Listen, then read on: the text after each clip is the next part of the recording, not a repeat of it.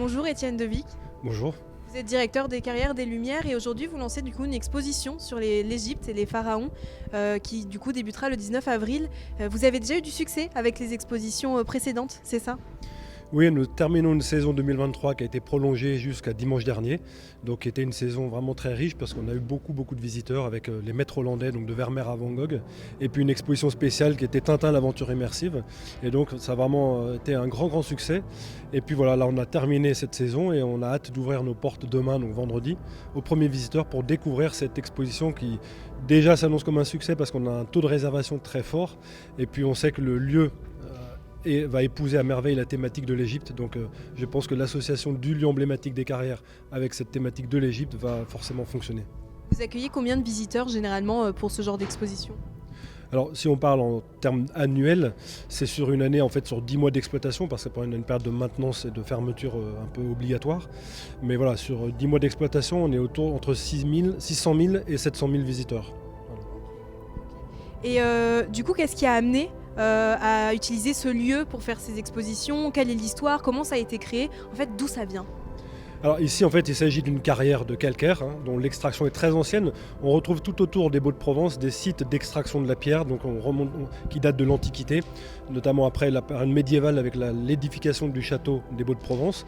Donc une partie de la pierre a été extraite directement d'ici. Et puis on n'a pas très loin d'ici la cité de Glanum, une cité antique à Saint-Rémy-de-Provence. Voilà, donc toute la région a été creusée et cette terre ici a été creusée depuis très longtemps. Mais c'est surtout au 19e siècle où l'exploitation le front de pierre a été taillé pour devenir souterrain.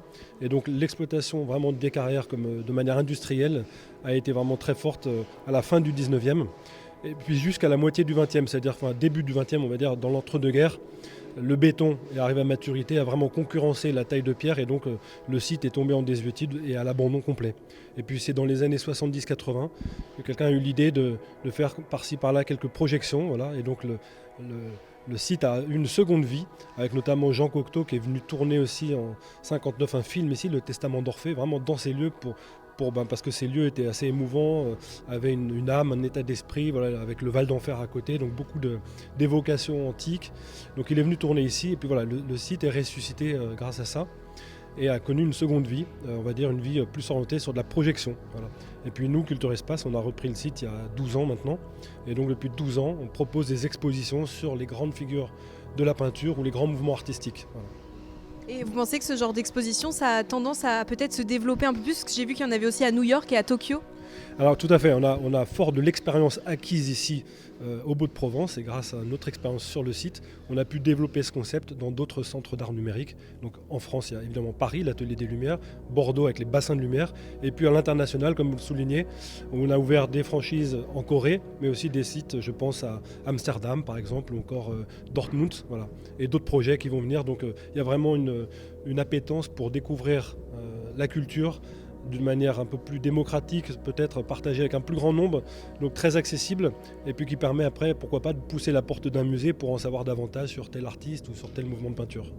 Et si on revient un petit peu sur cette exposition que du coup on découvre nous aujourd'hui, qu'est-ce qui va être présenté en fait? Qu'est-ce qu'on va pouvoir découvrir? Alors vous avez deux expositions en fait, la principale qu'on appelle une expo longue sur l'Égypte, donc de Khéops à Ramsès II, et qui va vous présenter le fil directeur de l'exposition, c'est le cycle de la vie. Donc on va retrouver la Genèse, la création du monde avec la mythologie égyptienne, et puis on va aller jusqu'à la mort et la résurrection des corps, puisque les momies étaient une manière de vouloir conserver intacts les corps en vue d'une résurrection. Donc tout ça est proposé. Alors c'est un vrai défi parce qu'on condense 3000 ans de civilisation en 45 minutes. Mais voilà, les choix artistiques ont été faits. On a eu aussi un conseil scientifique qui a validé les choix de la direction artistique. Et puis on s'est appuyé pour rendre l'exposition encore plus immersive. On a innové cette année en intégrant une troisième dimension avec des vidéos qui sont projetées, qui sont des extraits du jeu d'Ubisoft Assassin's Creed, qui donc est réputé pour avoir reconstitué des scènes très réalistes et fidèles à la réalité, par exemple du site de Khéops, de site de Gizeh, là où sont les fameuses pyramides. Et donc on a cette immersion qui est accentuée par cette collaboration avec Ubisoft et donc avec l'apport de la 3D dans l'exposition. En tout cas, les extraits qu'on a déjà vus là à l'instant, c'est quand même magnifique. Et moi, ma dernière question, c'est sur combien de superficie ça s'étale? Parce que c'est quand même assez énorme comme espace. Alors voilà, on parle de 4000 m² de superficie. Il faut savoir qu'on projette évidemment sur les sols, sur les murs. On a des parois qui vont jusqu'à 17 mètres de haut. Et donc justement, ça restitue même parfois l'ambiance des temples égyptiens.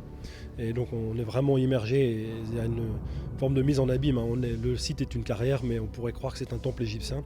Et puis on a par endroits même au plafond. Donc on peut se croire dans une chambre funéraire, notamment la scène finale avec du bleu et des étoiles dans le plafond nous restitue complètement l'ambiance d'une chambre funéraire.